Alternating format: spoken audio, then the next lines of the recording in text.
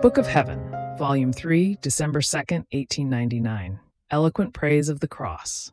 As I was very afflicted because of certain things, which it is not licit to say here, lovable Jesus, wanting to relieve me from my affliction, came with an appearance all new.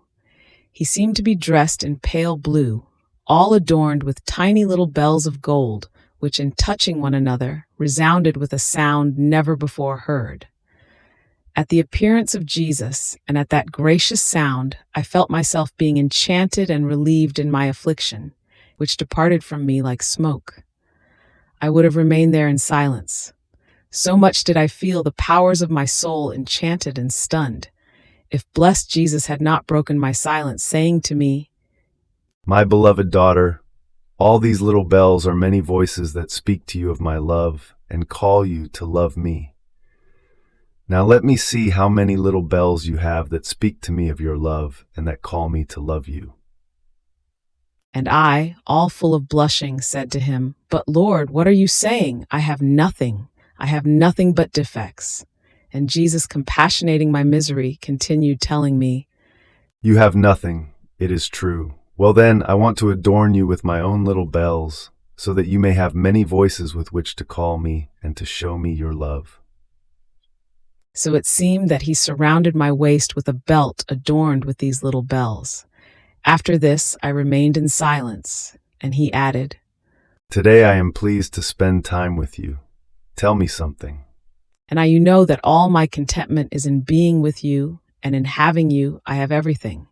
So in possessing you, it seems to me that I have nothing else to desire or to say." And Jesus, "Let me hear your voice that cheers my hearing. Let us converse together a little. I have spoken to you many times about the cross. Today, let me hear you speak of the cross." I felt all confused. I did not know what to say. But as he sent me a ray of intellectual light to make him content, I began to say, "My beloved, who can say to you what the cross is? Your mouth alone can speak worthily of the sublimeness of the cross. But since you want me to speak, I will do it. The cross suffered by you freed me from the slavery of the devil and espoused me to the divinity with an indissoluble bond. The cross is fecund, and it gives birth to grace in me. The cross is light. It disillusions me of what is temporal and reveals to me what is eternal. The cross is fire, and it reduces to ashes all that is not of God, to the point of emptying my heart of the tiniest blade of grass that might be in it. The cross is coin of inestimable value, and if I have, O holy spouse, the fortune of possessing it, I will be enriched with eternal coins, to the extent of becoming the richest in paradise, because the currency that circulates in heaven is the cross suffered on earth. The cross makes me know myself more. Not only this, but it gives me the knowledge of God. The cross grafts all virtues in me.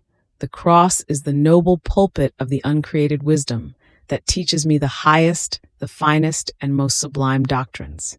So only the cross will reveal to me the most hidden mysteries, the most secret things, the most perfect perfection hidden to the most erudite and learned of the world. The cross is like beneficent water that purifies me. Not only this, but it administers the nourishment to the virtues in me. It makes them grow for me, and only then does it leave me when it brings me back to eternal life. The cross is like celestial dew, which preserves and embellishes for me the beautiful lily of purity. The cross is the nourishment of hope. The cross is the beacon of the operating faith. The cross is like solid wood that preserves the fire of charity and keeps it always ignited. The cross is like dry wood that dispels and puts to flight all the fumes of pride and of vainglory, and produces in the soul the humble violet of humility. The cross is the most powerful weapon that offends the demons and defends me from all their claws. So the soul who possesses the cross is the envy and admiration of the very angels and saints, and the rage and indignation of the demons.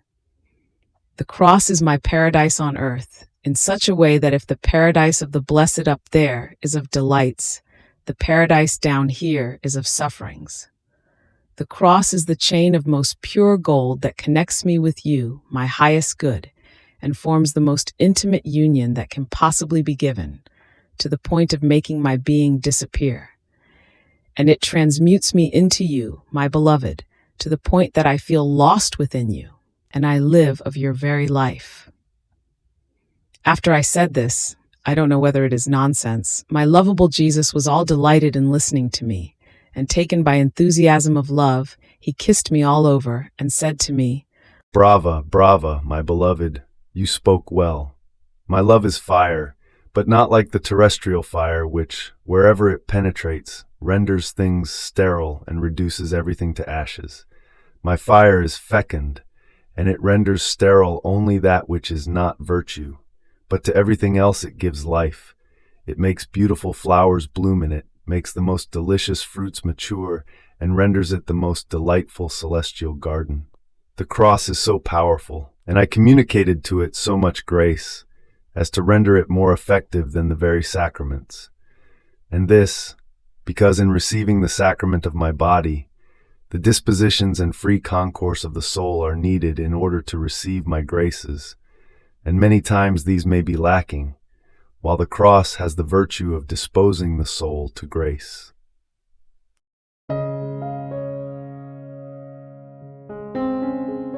Thank you for being a part of our community here at Divine Will app.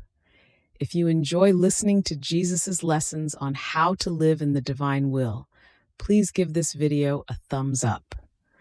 Your likes help us reach more souls yearning to live in the kingdom of the divine will.